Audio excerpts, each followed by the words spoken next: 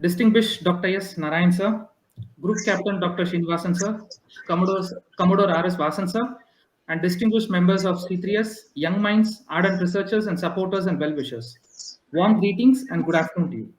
It is my privilege to welcome you all to the MoU signing ceremony between Chennai Center for China Studies and Praghna Center for Research. We are grateful to Dr. S. Narayan sir for taking his time out to be with us despite his busy schedule. Research not only generates useful insights and confidence, but also act as harbinger for academic growth. For conceptual understanding of various research methods, research instruments, tools, and techniques is an essential prerequisite for conducting empirical research. It was in this regard the Chennai Center for China Studies, led by the young minds in association with the Electronic Journal for Social and Strategic Studies, took the initiative to conduct a research methodology workshop extensively to help the young minds, ardent young researchers, and interns of C3S to do quality research and draw better conclusions from the analysis in May 2021, which saw participation by over 60 interns who are greatly benefited out of this exercise. As we near the end of 2021, we have taken this forward in formalizing this as a regular affair with the Praghna Center for Research. All this goes to show the seriousness and rigor we accord to producing research paper with appropriate research methods and data analytical tools. We are fortunate to have the support of Praghna Center for Research and young minds and ardent researchers whom we sincerely hope will stand to benefit. With these words, I now request Commodore R.S. Vasan, Director General C3S, to deliver his opening remarks. Over to you, sir. Thank you, Bala. Good evening, ladies and gentlemen. Dr. Narayan sir, a great pleasure having you with us, as always. And, because my own association with Dr. Narayan goes back more than a decade. And, from that time, we've known each other. And, when we started talking about having an MoU, the first person that came to my mind was Dr. Narayan. Of course, my apologies that I gave him short notice and I called him up only yesterday. But he was very gracious enough to say yes, because I could not think of anyone else who can combine this kind of experience and expertise along with his own teaching and guiding experience in the National University of Singapore. So this morning we had a all council meeting of the Chennai Center for China Studies, and where I did mention that we had nearly 76 interns so far in the last 4 years, out of which this summer itself we had about 50 plus interns from all over India. We had from IIT, from Symbiosis, from Pune University, from Christ University. So that's when we realized that there's a greater need to give them a proper orientation. So it's not that we just let them loose on joining C3S. Even at that time, we requested Group Captain Srinivasan, who himself has both the experience of being in the service as well as a PhD. He was kind enough at that time to address these interns. And we realized that the whole the value of what they did as interns went up phenomenally because the groundings were right. We are able to publish something like 51 of their papers, peer reviewed, and which all complied with the standard requirements of conforming to the procedures that are required, not only for carrying out a research, but also for publishing them, which we've been doing regularly for the last now 7-8 years. So as it is all very clear to Group Captain Srinivasan and our own interns who are here with us, as well as the young minds who will see this video later, it's important for us to know that they are led in the right direction. Because unless we follow all the rigors of proper research, the end product will be disastrous. We realize this, and with a lot of experimentation that we've done, we know that we can contribute enormously to these people who come to us looking for knowledge, and more importantly, the steps that they need to take to bring out a quality paper based on research, on field study, and also on the kind of guidance that has been provided by seniors who have phenomenal experience and expertise. So I do not want to take too much of time because I have Dr. Narayan, who's got a phenomenal amount of experience in guiding youngsters. I know many publications. He has many publications to his credit. So we will perhaps have a question answer session if required later on to sort out any doubts which are there. And since the internship program for this year is over, we will definitely ensure that the complete research procedures are shared with them, We also have recorded many of these videos from the previous interactions, and all that will be compulsory for the interns, new interns who join, to view and absorb what research methodology is all about. So with that, Bala, you can go ahead with the rest of the procedure, and then request Dr. SN to deliver the special address. Thank you, Commodore Vasan, sir. Before we welcome Dr. S. Narayan, sir, for his special address, it is my privilege to introduce him. Dr. S. Narayan IAS retired is a member of the Economic Advisory Council to the Chief Minister of Tamil Nadu and former Economic Advisor to the Prime Minister of India. Dr. Narayan has to his credit nearly 4 decades of public service in the state and central governments in developmental administration. As the Economic Advisor to the Prime Minister, he was responsible for the implementation of economic policies of several ministries. Prior to this assignment, he was in Government of India as Finance and Economic Affairs Secretary and Secretary in the Departments of Revenue, Petroleum, Industrial Development and Coal. Between 2000 and 2003, he was in the Ministry of Finance with responsibilities for formulation of macroeconomic policy for the government, tariff and taxation policies, as well as initiatives for modernizing the capital markets. He was one of the key players in formulating the national budget between 2000 and 2004. As Secretary Rural Development in Tamil Nadu for several years between 1989 and 1995, Dr. S. Narayan was responsible for launching microcredit group initiatives for the rural sector and initiated several sustainable development programs, including social forestry, water management, and self-employment programs for the economically disadvantaged. He worked for 4 years during 1992 to 1995 in an intergovernmental institution sponsored by the FAO in Dhaka, Bangladesh, looking at rural development programs in 11 South Asian and Southeast Asian countries. Currently, Dr. Narayan is part of the Economic Advisory Council to the Chief Minister of Tamil Nadu. He has authored the book titled Dravidian Years, Welfare and Politics in Tamil Nadu. He has been a visiting senior research fellow at the Institute of South Asian Studies, National University of Singapore since 2005, which includes teaching and pedagogy responsibilities. Subjects include public finance and policy and energy economics. He is also a visiting faculty at several academic institutions, including the National Academy at Mussoorie. And he also contributes regularly to newspapers, including Financial Express, Hindustan Times, Economic Times, among several others, on issues relating to public policy, governance, public finance, trade, and energy. It is a privilege to welcome Dr. S. Narayan, sir, and over to you, sir, for the special address. Thank you very much, and thank you, Commodore Vasan, for having me over for this interaction. I'm very, very happy because C3S and I go back a very, very long way. And even before C3S was actually conceived, Commodore Vasan and I go back a very long way. So I'm extremely happy to see that with a limited budget and unlimited vigor, C3S has grown to one of the premier think tanks, which is ranked internationally as among the top think tanks, which is looking at China and India. Today, I will not talk about China-India relationship or what exactly the kind of work that C3S is doing. I'd like to spend a few minutes on just talking to the youngsters on the certain concepts of research and the certain concepts which should guide their research approach coming into the future. I will broadly break up the approach to academics and academic papers into 2 or 3 separate boxes. There are some kind of papers which are primarily analytical and opinion based.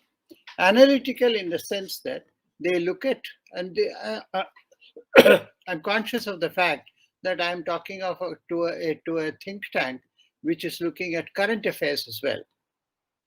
When I use the word analytical and opinion, I come from the background that the analysis is based on information that is usually available in public domain or in fairly non-peer reviewed but semi-academic papers. This includes works of other think tanks, newspaper reports, reports of government, semi-government institutions.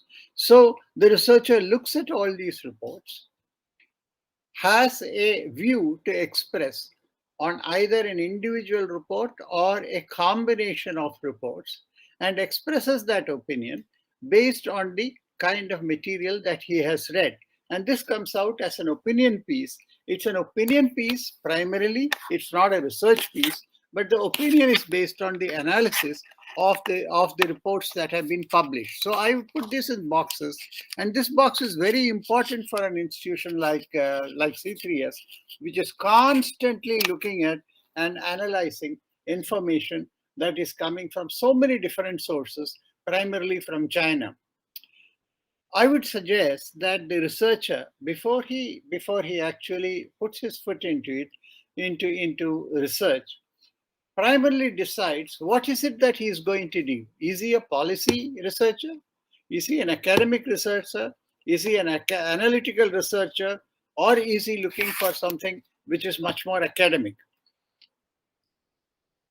If one has decided that policy-based analysis is what one wants to do, then the field or the demand for this comes from other think tanks, comes from newspapers, comes from journals like Foreign Affairs and other international journals which are looking at this kind of analysis.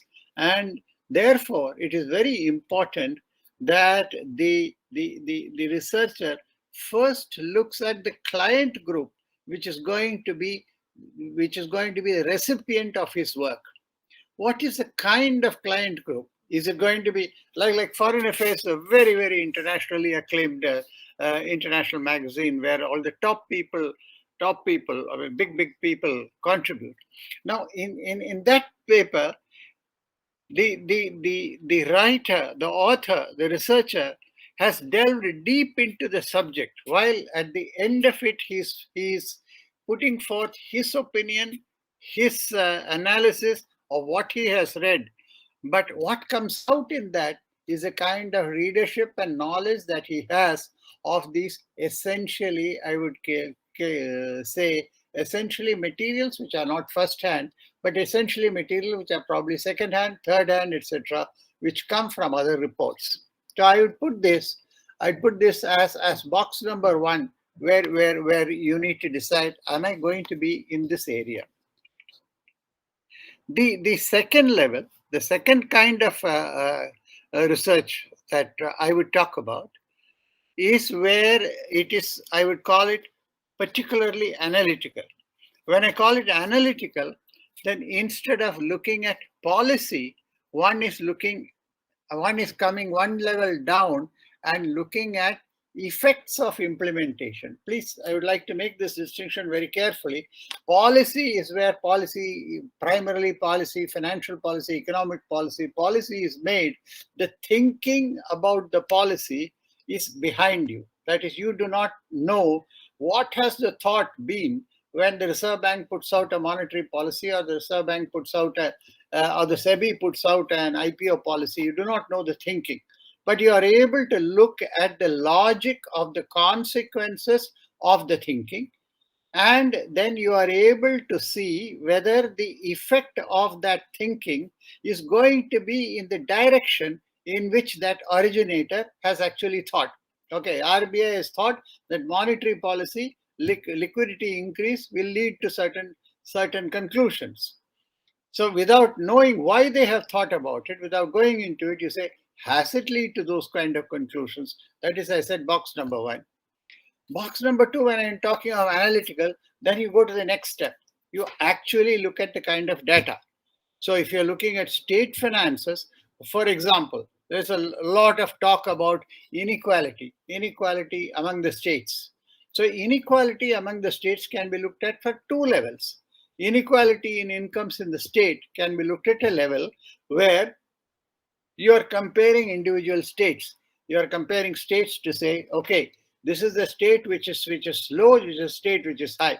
Which requires simply data analysis. Data is available in the public domain.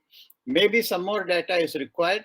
Collect the data, you analyze it, you come to a conclusion that inequality. When you go to the next step, why this inequality has arisen, then you are moving from the realm of data analysis to a level of, I would say, again, opinion-based analysis, saying that you are concluding that this inequality has arisen because of ABC factors. And you need to validate those factors and say, this is the reason. And this reason is not because Narayan is saying is, this reason is because it has been enumerated there. So it is, everything is based on logic, on facts, on analysis. And this is a second kind. And where is the market for this? The market for this is kind of publications like the EPW, the publications like the I'm talking from the economic side, from the economic journals, etc. Where constantly, and this can go to enormous amount of detail as well. You can get into mathematical modeling, you can get to statistical comparisons, you can go as deep as you like into an analytical framework, which is mathematical, rigorous analysis, and then you come to a conclusion that this data leads me there. Very different from the policy level. The third level that I would like to talk about is the area of pure academic research. In pure academic research, actually, you're stepping back. You're not looking into issues from the point of view of policy, or you're not looking into issues from the point of view of either analysis or from the implementation of the policy, but you're looking back at a conceptual level and saying, all right, if I have to look at issues of, like, again, I go back to the thinking and say, if I have to look at issues of economic inequality, where do I start? What is my conception of why inequality has arisen in a particular society? Is it because of the societal structure? Is it because of economic opportunities? Is it because of education, lack of education? Is it because tradition? I go back. And in an academic paper, it's not possible to look at all options. You have at the moment, at the particular point of time that you're doing research, to pick up one. Let me look at social opportunities, for example, as a cause for inequality. The moment you make a hypothesis, it is very important to paper and say, why am I looking at social opportunities? Why am I not looking at economic opportunities? Why am I not looking at educational opportunities? First part of the argument is an argument about why you are picking up a hypothesis. And this needs to be very rigorous, because if there are holes in your actual hypothesis, the entire research work is pointless. So your argument must be logical, must be based on data, must be based on secondary research, must be based on past material to ensure that, okay, your hypothesis. So the most rigorous part of this part of research is your hypothesis. And that hypothesis, why are you making that hypothesis? And what is your argument? Because that is where your contribution as a researcher comes in first. Part one is hypothesis, and then part two is the hypothesis testing. You must then develop a rigorous approach to the testing of that hypothesis and say, I am going to test this hypothesis based on A, B, C, D factors. And again, the question that would be asked is, why are you testing it against these four factors? Why are you not testing it against something else?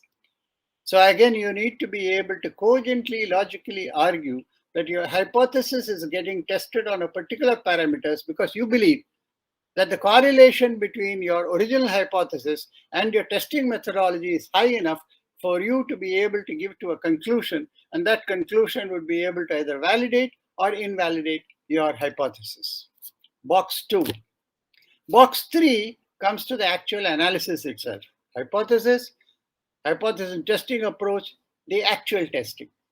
Again, this needs to be rigorous. The testing needs to be rigorous so that you don't make false conclusions. So the basic principle through this set of papers is objectivity. You're stepping back. The entire problem is something which you don't get emotionally or ideally involved. Don't go to the conclusion. You don't know what the conclusion is going to be. People say that this thing is bad and start working backwards and doing this. That's not the way to do it. The way to do it is look at the problem, objectively, look at your hypothesis objectively, test it, and whatever the conclusion, that is the conclusion which arises out of this logic. Think of it as a funnel. Think of it as the idea, big funnel, small funnel, small funnel. Whatever comes out at the end of it is the residue of your combined contribution, or combined knowledge, or combined analysis of all that's going to happen. The third part, this kind of research is the most difficult part. And that is why you don't find many Indian contributors contributing to tier 1 journals in the world. Actually, Commodore Vasan knows that about 15, 20 years back, China gave a great incentive. And that incentive was that if you are able to contribute a paper in a tier 1 journal, whether it be Lancet, whether it be Foreign Affairs, whether it be Public Affairs, etc., then I will give you a huge cash grant. I mean, huge means huge cash grant. They are talking about something like 20 years back, they were talking about $100,000 for a researcher if you are only able to make it. That gave the incentive, monetary incentive for people to do this kind of rigorous research, which got them accepted there. And now Chinese scholars publish in all the top journals in any field that you can talk about. It's not so in India. And not so in India, primarily because we lack this rigor. Our methodology lacks this rigor. And much, much, much more importantly, and this I have seen again and again and again, it is because you get emotionally involved in the problem that you are addressing. You start by saying that inequality is bad, inequality in UP is worse than Tamil Nadu, that things are bad there, and then you start the research. Whereas the moment you enter yourself as an individual into the problem of the research, you are a lost cause already. Because your opinion drives the kind of data, kinds of your logic, it drives the kind of results that you produce. And you don't like, if some results don't come the way you want to, you don't like that kind of research. So my first submission to all of you, the young researchers, as you're going forward is, and I've seen it many, many, many, many times, just collection of data and looking at it from the point of view what you think is bad or good is not research. I would love to see some more academic quality research which gets published in top tier journals. At the same time, don't go to a level of extreme where your hypothesis is so narrow and it is so deeply analytically or mathematically rigorous that at the end of that, the relevance of that kind of article to anything outside that particular journal, I mean, please remember, an average serious top tier academic journal is used by less than 100 people. But those 100 people are people who are the most important people in the world so far as that particular subject is concerned. So you're not reaching a public audience, but you're reaching people who are relevant in that particular area. So for them to respect you, you have to make your work be respected by them. I think what I would do is, I think I've spoken fairly long at this stage. So what I will do is I can pause, I can go on, but I will pause. I'll open for a few questions, and maybe in responding to this question, I can elaborate for further areas.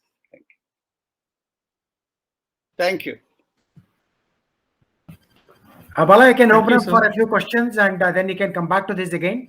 Dr. Narayan has been kind enough to say that we can have some discussions. Please go ahead. Let's have the first questions coming from Bala and Sapna. You are the people who are going to be researching in the future. Thank you, sir. Thank you, Dr. S. Narayan, sir, for this incisive and thoughtful address.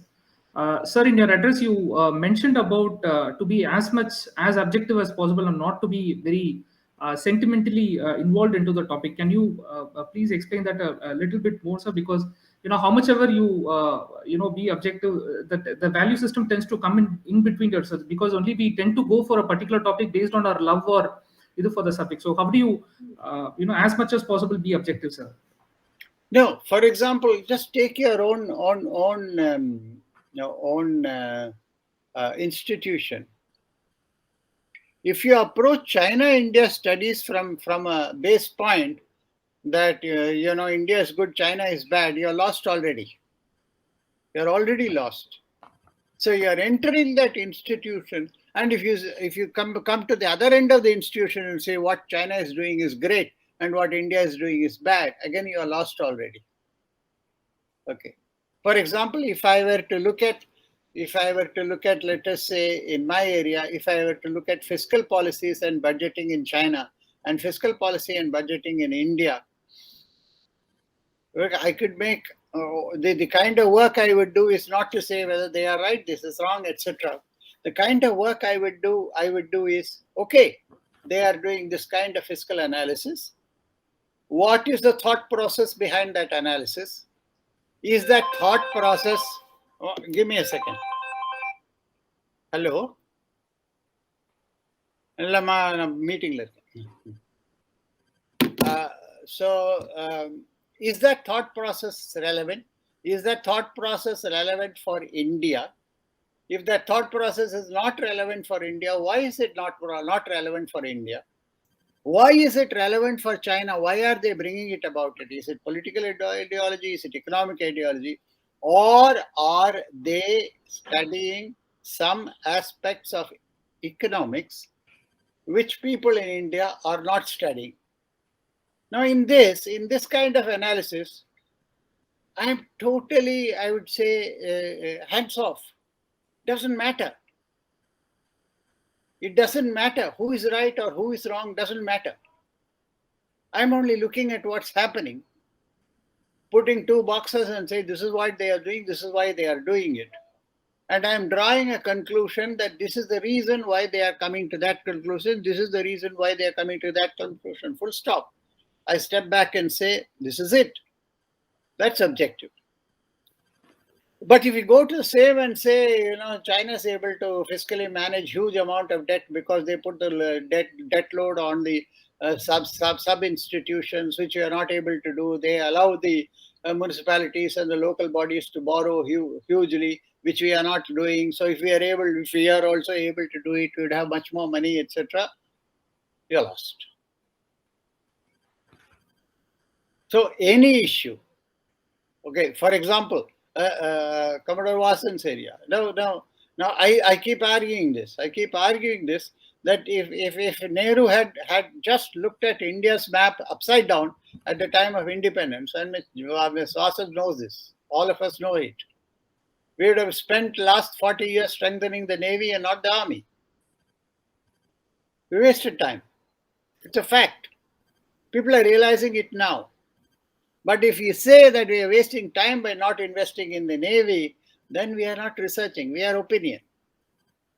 If we go back to say, okay, what are the conditions under which the implementation or the strengthening of the army took place? And why was the Indian Navy at that time initially not considered important?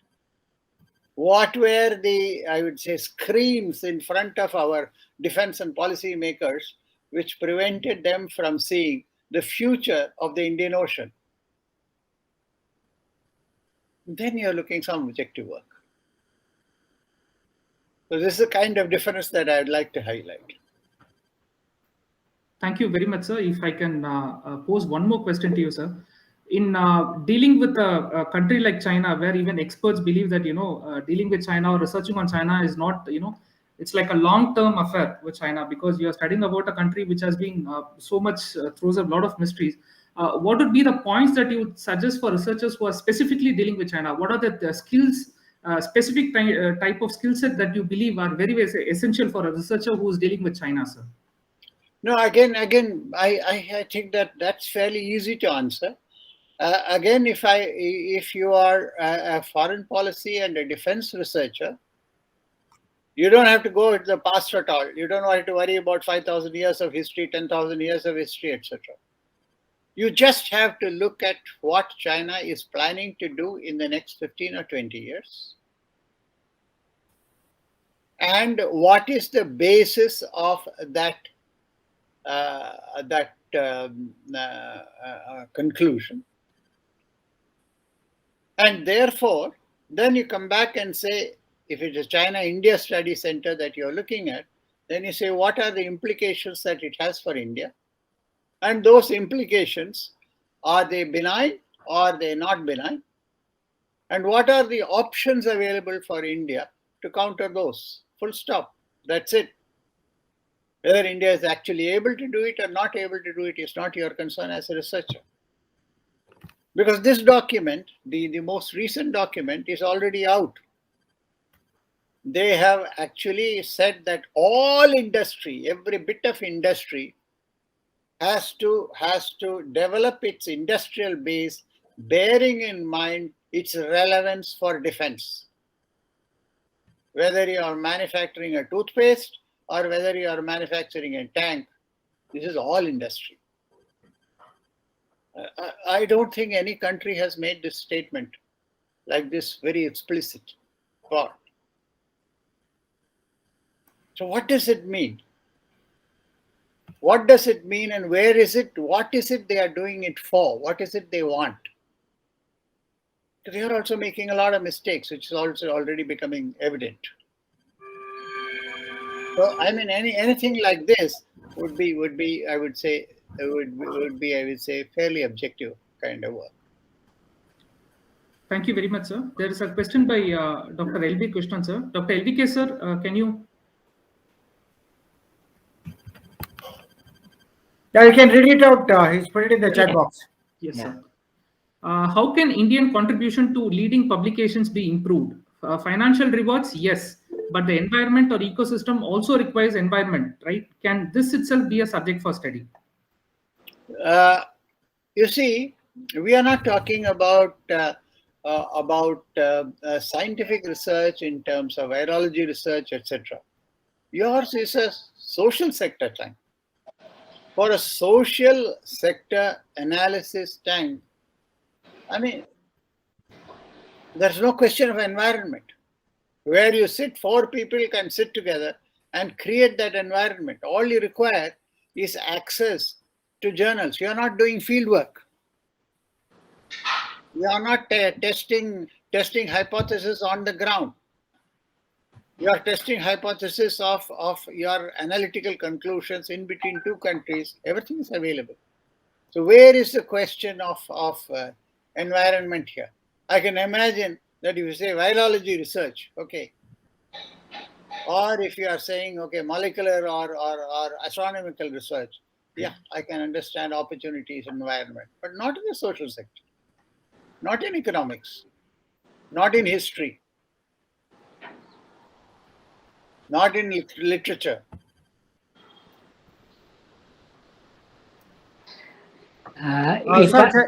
One second, Bala.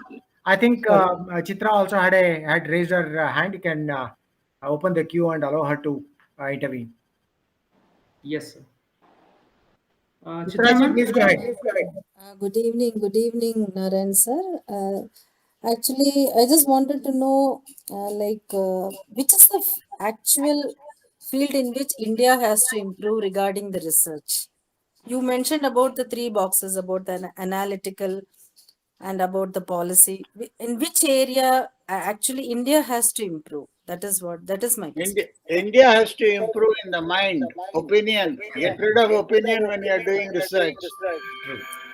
It's purely in the mind. If you open any issue from the point of view of what you think about it, you're lost. Anything. So put your mind, listen to the Bhagavad Gita, put your mind away from what you're doing. Don't get involved in it. Stand apart from it, you'll do a great job. But that is very Indian. That's why I keep saying this. It's so very Indian to get involved in this. Don't get involved when you're doing research. You see, for example, last year is the book on my book on Bangladesh is 50. You know, lots of books have come out at Bangladesh is 50. I think ours was the first. So when we put the authors together and when we wrote my piece, it was not a question of, you see everything. Oh, 1971 we helped Bangladesh to gain independence. Who the hell cares, sir? 70% of the people are not there in 1971, and they care. Forgive me, they care a damn whether you got them 1971 or not. They say stand up now and talk. Where are you and where am I? Okay. You take 20 sectors. In 18 sectors, I am ahead of you. Why are you talking of 1971 and Arjun Singh, Arora Saab signing and all that? Why are we spent so much time on that? We spent so much time in the past. We look at today and say, why is it that their female literacy is higher? Why is it that their child malnutrition is so much better than ours? What's it they have done, which we have not done? That's analysis. Thank you, sir. Thank you for elaborating on that. Just one point, sir. Not actually a question, but I wanted to share something that we've been discussing in Chennai Center for China Studies. Our problem is about accessing original writing from Chinese. Now, we try to address this from many angles. In fact, from 1st of January, we are planning involvement of Ambassador Saurabh Kumar, who knows Chinese very well. And he is agreed to help us out with trying to gain access to what's been written there. Because not everything that's written within the borders of China is what comes out. Even the translations of Lord. You can say that Google can do everything for you, but it's not the case. We find that there's a lot of mismatch, both state propagated as well as manipulated news that comes out of the borders of China. So that is coming in a big way in carrying out, thorough research on some of the areas, particularly domestic issues of China, that we see as a major impediment to understanding China better in terms of domestic policies, which have their own repercussions on their external policies. So how would you recommend that we tackle this issue? I know language is the primary issue, but how do you go about this? No, this is a tough one. This is a tough one. This is a tough one because it is a state-controlled, the state-controlled media.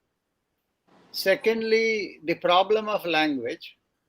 And actually state-controlled academic work. Okay, even what is being published in international, let's say, medical journals, where, let's say, top journal like a Lancet, etc., it's very difficult to verify whether those kind of academic work has actually been done or not. And finally, of course, as I said a little bit earlier, the issue of China. But Commodore Vasan sir, we worry about it because we are engaged with China. But if you think back, the problem is the same with Japan. We don't know Japan even half as well as we know China. We don't know the kind of academic work that is being in Japan. I mean, if you'll indulge me just for 3 minutes, my thinking on development has changed totally in the last couple of years. And what is my current thinking now? My current thinking is that we have grown up in an English language atmosphere, learning from Western democracy, Western democratic ideals, and our mindset is full of these ideals like Bertrand Russell or Rousseau and all that, which has been ingrained from our birth. We can't help it. That's the only thing we know. But if you step back and think that the English-speaking knowledge base represents only 1/5 or 1/6 of all humanity. There are 7 billion people out there. And this represents 1.2 billion. And you're looking through the telescope of these people to the 7 billion. There are alternates there. Why do we feel that the model of development and policy making and I would say implementation in Russia is not as good as what you or the Anglo-Saxons or the English or the US is speaking about? Why? There is no basis for this kind of conception. There is no basis for saying that a totalitarian regime is one second. I seriously believe that, at least for, I mean, this goes for me, that I need to relearn. I need to forget all my knowledge of the past 70, 75 years. And I need to relearn, looking at why different people, different countries are looking at the same problems very differently. Why? I mean, I'm sorry, it's a bit philosophical, but I seriously feel that we are starting from a wrong mindset, and that wrong mindset you and I cannot help. It's all that we know from the birth. But at least I would say I have realized that it's a wrong mindset. That's all. That's the difference. So just to add on to this, Why do you think that the Turkey Erdogan, the way he's ruling is bad? Because we feel the way we are ruling is better. The way Biden is ruling is better. No, not necessarily. So why is this? Because the language problem comes not only for this language problem, because our knowledge is so much and the world is like that. they're very interesting observations. Only thing I would like to add on is that, remember recently the Prime Minister made a reference to the democratic system that was prevalent to Uramatir, or, whatever was mentioned recently. Uttarameru. So, we not even understood that. We keep talking about, the Western democracies and what they brought to You the should world. go there. It's go there. Just beyond Maduranthakam, you turn Yes. right, Uttarameru. You should see. I mean, I've been there a number of times. Mr. Karunanidhi used to take me there regularly. Just that we haven't even understood our own systems which are prevalent. So, now that is perhaps a problem that we've not looked inwards enough. Yeah. We keep on looking at external influences to shape our opinions. First of all, please don't believe that democratic liberal systems are the only systems good for humanity. Okay. They are good, no doubt, full stop. But if you say they are the only systems good for humanity, then you are in trouble. If I may Well, add some- Mr. Krishnan has raised his hand. Yes, sir. Thank you, Sir, can sir. you please? Thank you, sir. I was impressed very much by the statement that you made. But to the question that Bala raised, what do we read? Now, I would suggest that people look at the writings of the overseas Chinese. For instance, a number of Chinese in US have also come out with the serious publications. Now, these people actually have access to the original Chinese literature, and they are able to absorb that, and then they are able to convert that into some kind of conclusions on the basis of which they come out with their paper, right? Now, I think that is the second best. If you don't know the Chinese language, if you can't read the Chinese language yourself, don't read what the Westerners write. Read about the Chinese scholars in the West who write about China. I think that would be the best. I've seen this happen in many of the scientific publications also. I always go to the Chinese authors and I find that there is a difference between what they say and what the others say. I think this may be a good idea. Surely. Thank you, sir. Can we move on to the next item on the agenda, the signing? Now, one second, Bala. Ambassador Ganapati is here. I would request him to come in to tell us, how can we connect the academic and diplomatic initiatives of a country? Is Ambassador Ganapati there? Yes, sir. He's here, sir. Ambassador Ganapati, sir. It doesn't matter. I can go on with this. When he comes back, we'll request him to chip in. So I go ahead with the rest of the ceremonies. Thank you, sir. With your permission, we'll move on to the next item on our itinerary, the signing of MoU between Chennai Center for China Studies and Praghna Center for Research. Being a virtual ceremony, Group Captain Dr. Srinivasan sir will be signing there, and we will be displaying our signature virtually as we are going ahead with the process. So we're using all the advantages of a digital platform to even sign an MOUs virtually. So he will sign it and display it. I will sign it and Bala will display it for me. So, and we are good to go. I'm signing it here, Bala. So I'm transferring it to you. Yes, You sir. can display it after Group Captain Srinivasan. Yes, sir. And that's I hope from Yeah. the C3S side it has come up, sir. Yeah, it's come. I signed already. Thank you, sir. Now you can show the combined document once he signs it. Yes, sir. I have done that, sir. There you are. Thank you very much, Srinivasan. Yes, sir. My pleasure, sir. My pleasure. No, I just wanted to mention that this is the fourth MoU that Chennai Center for China Studies is signing. The very first one was with the Tibet Policy Institute. That was a couple of years ago. Thereafter, we signed one with ICWA, where we did a joint program right here in Chennai. And the third one was just last month when we signed under the umbrella of China Studies Forum with the RRU, that's the Rashtriya Raksha University. And this is the fourth one, which is of a great importance to us in the sense that, when we are training so many of these interns, I'm going to make it compulsory for all of them to view this recording even before they start off their internship, because there's so much that Dr. SN has brought to the table, and they must start on the right note. So not be biased, don't be emotional and then jump in and say, this is what I will prove. We don't want that to happen at all. So I would request Bala and Group Captain Srinivasan to ensure that this recording is shown to all the interns who join us hereafter, so that they start on the right note. That's it from my side. Over to you, Bala. Thank you very much, sir. Thank you, Dr. S. Narayan, sir, for the special address and for the incisive words and thoughtful address. I now request Group Captain Dr. R. Srinivasan, Director, Praghna Center for Research, to deliver the concluding remarks.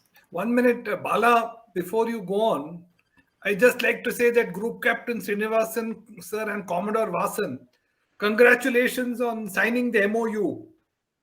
If it's not asking too much, could you just share the screen? Bala, share the screen so that we could just see the text of the MoU. Yeah, Bala, I can read it out so that those who are present know exactly what we are doing about. Some of the salients, you don't have to read everything because we'll share the document later. Oh, please, it'll take a long time. Okay, So you share it, basically, sir. Congratulations. Congratulations. Yeah, thank you very much. We'll share the documents later with all of you. Please, sir. Yeah, Bala, go ahead. Thank you, sir. I now request Group Captain Dr. R. Srinivasan, sir, to deliver the concluding remarks. Over to you, sir. Yeah, thank you, Bala. Commodore Vasan, sir, Narayan, sir, LV, sir, and Ambassador Ganapati, sir, all the distinguished members of C3S, and of course, the Young Minds members. It's my privilege to be associated, shall I say, formally now with C3S. I have been contributing some pieces to C3S website earlier. In nutshell, I would like to just say that Dr. Narayanan had actually synthesized the whole concept of research. I would like to just borrow two words from his, from his talk. The first one which he used was being objective. The whole game of research is on that single word called being objective. If there is no objectivity, then it is no research at all. It's as simple as that. The second thing which he said is that you have to set your emotions aside. He gave some couple of examples also. I will just, quote plenty of articles and even papers which came out just after the Galwan incident. And 99% of them carried raw emotions and so-called, if you want to call it patriotism, I would like to say, they were all patriotic. But we never went into why. We never went into what happened. We never went into how it shouldn't have happened or it could have been prevented. There we lost our objectivity and therefore we got carried away. Again, when the people went up to Kailash Ridge, then we said, oh yes, India is now on the upper it's wielding the upper power. Again, we withdrew from there. Then again, everybody went back. So our swings of thought are based on that day's occurrence. They are not based on a long-term, unconsidered, unemotional, unbiased study. One military dictum which those people who were in uniform and other seniors who have been in their own battles through their careers will appreciate is that we have to first understand the enemy. The enemy is not necessarily China. Enemy is any object that you take for research is an enemy.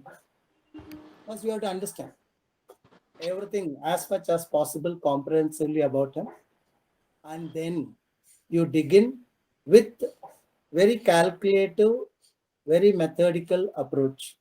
And that is precisely what through this partnership between Praghna and C3S we intend to do. We would like to cultivate um, a core of youngsters who are not looking at issues which are whether they are pertaining to India per se or any issue pertaining to the society. It could be like I've had a lot of discussions with youngsters who try to throw a lot of things on CAA, for example. So one simple question which I ask them is, have you read the Foreigners Act? Are you familiar with the 1951 version of the Citizenship Act? If you have not read these two, and you have read all the newspaper publications, magazine publications on CAA, then you are not yet ready to discuss. Yeah, of course, I think I must have sounded pretty crude, or rather rude, but that is precisely what research is all about.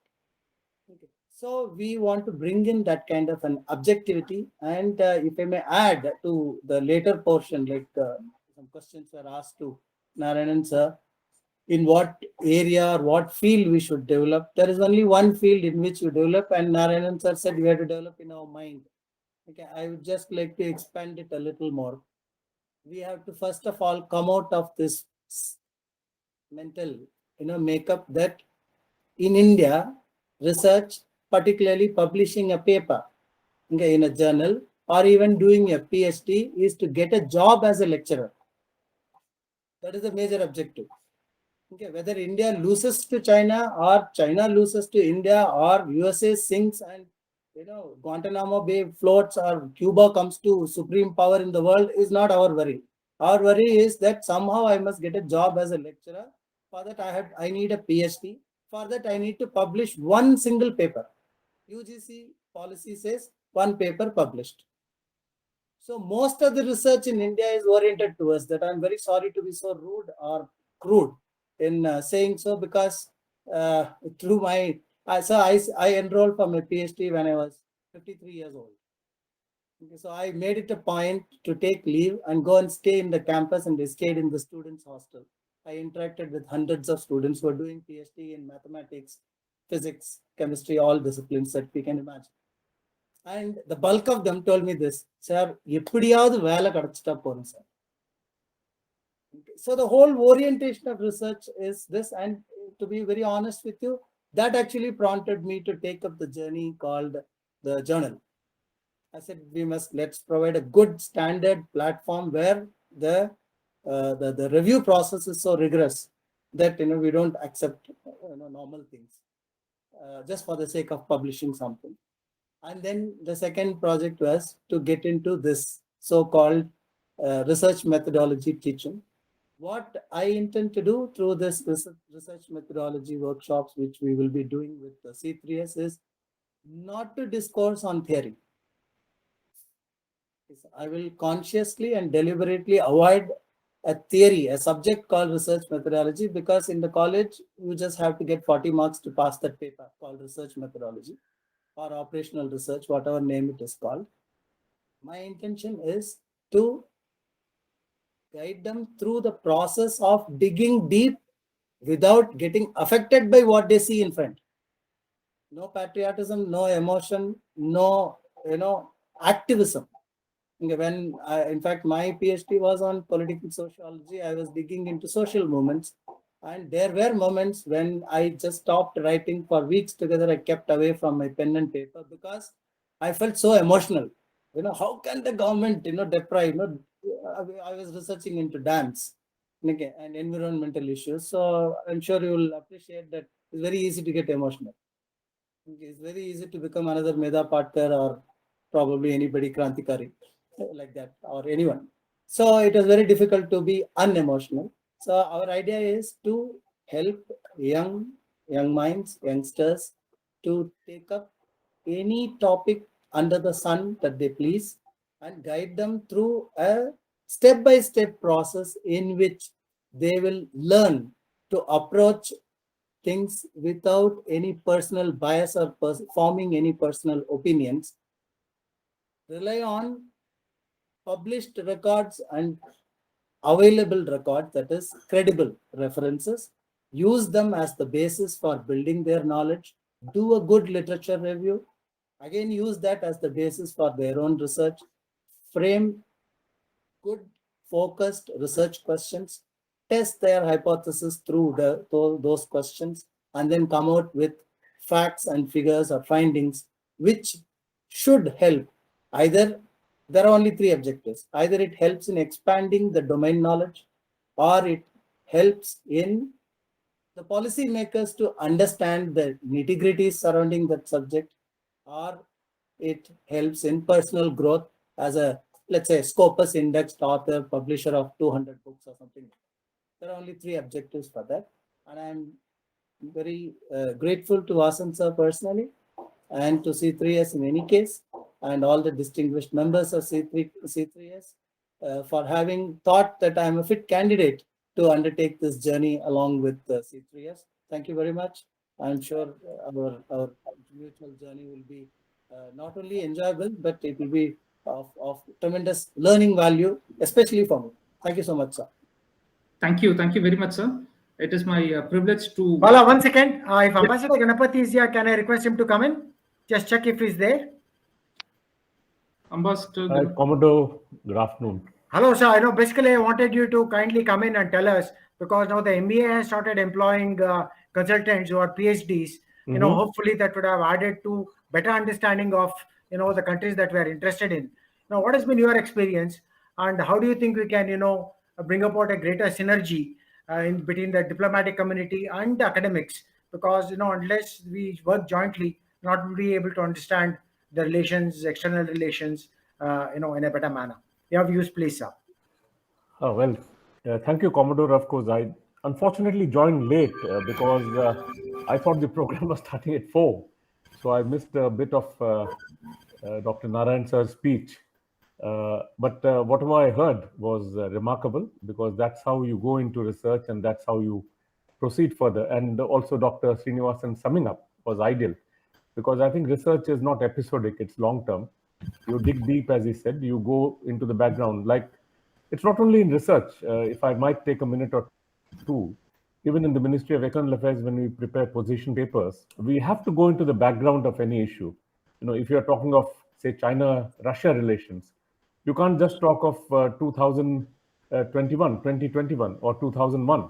It has to be right from the days when these republics or countries were formed, and what sort of issues they faced, how they separated, how they came together, what sort of problems they have, and what sort of ideology which brings them together. Coming to the question which you posed, of course, you see, the Ministry of External Affairs, you did say has been bringing in, you know, consultants into the policy planning and research division. But I have to unfortunately admit here to the fact that this was one of the most ignored divisions in the ministry, in the sense that it became a so-called quote-unquote punishment post where uninterested, distracted officers were sent to. And we lost out, because having served in London, I could tell you the importance of historical division or research division, because, you know, in London, in the FCO, the Foreign and Commonwealth Office, we dealt with the South Asia division, and they had a attached research unit to them. And there was a gentleman called Dr. Andrew Hall. So if you went to meet anyone in the ministry, in the FCO, Andrew was there ready with all the parameters of what you were going to discuss, how does this matter arise, how do we go forward, and all those sort of things. So I think the MEA opening up to research candidates and consultants is a good idea. But the problem again is we are not very sure as to which area we should research in. Like, you know, today morning we were discussing on, say, China, USA, or China, Russia, or many of those things. You know, I would again like to mention one singularly important point. You know, when we had this SLVs and ASLVs, there was a problem in our you know, the rockets not launching correctly. And there was this numerical mathematician in Russia who said, this is the equation where you went wrong in. And once that was implemented, we have never looked back since then. So I think, when you look at countries, we should never, today everyone talks of the USA. Dr. Narayan sir mentioned Russia, but be that as it may, the human service which Russia has rendered to in research in the numerical mathematical field and pure mathematics, I think is second to none. And we can still learn a lot from them. So I think how missions can help, that is how it would be an important point, because, the embassies all over the world, of course, don't have education departments or S&T departments. It's the big missions we have. Like I always start with Moscow, having served there for more than 6 years. And that's where I first met Dr. Narayan sir when he came from the IRIGC. And also, of course, Washington, China, and many other countries. So we look at what sort of opportunities arise in terms of educational interaction between institutions, between people, between research officers, and those who come, we guide them. Because we can only take them to so much, and it is then for them ultimately to take the issues forward, like it is for business.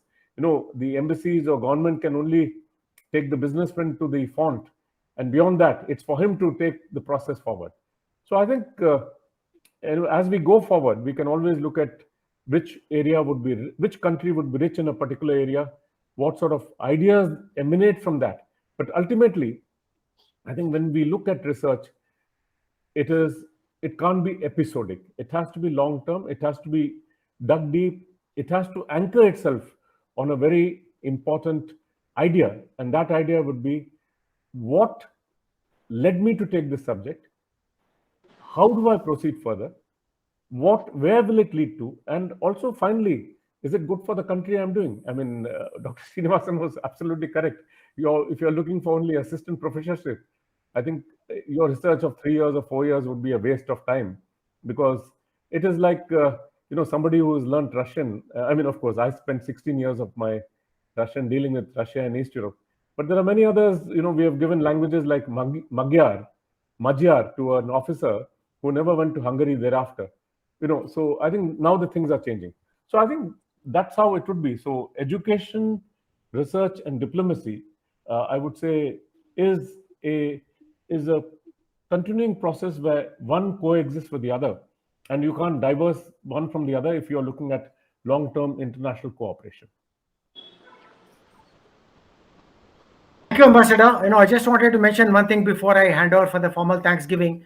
Since Ashik Bonafar is here, now I'd like to make a statement here that it is thanks to Dr. SN that Ashik was able to continue doing his PhD. He got a lot of encouragement and guidance from Dr. SN. In fact, he went to the extent of even keeping the Center for Asia Studies think tank open to ensure that Ashik completed his PhD and was able to progress. So thank you so much, sir, for the kind of support that you have given to all the researchers, interns. He also made it a point to provide stipend to some of the interns when they came down to Chennai. So, this is the way he supported research in the country. And I am sure with these inputs that are there, we will do much better as a think tank that will support research activities. Over to you, Bala. Thank you. Thank you very much, sir. Thank you, Ambassador Ganapathy, sir, for those thoughts. As we draw to the end of 2021, we are glad that we begin our 2022 on an optimistic note through the signing of Memorandum of Understanding with Praghna Center for Research. We extend our sincere gratitude to Dr. S. Narayan for being with us here today. Our thanks also goes to distinguished members of C3S, young minds, researchers, and supporters. Our special appreciation and sincere thanks to Group Captain Dr. R. Srinivasan and his organization for the excellent support provided, and we look forward to a fruitful association. Thank you all once again. Jai Hind.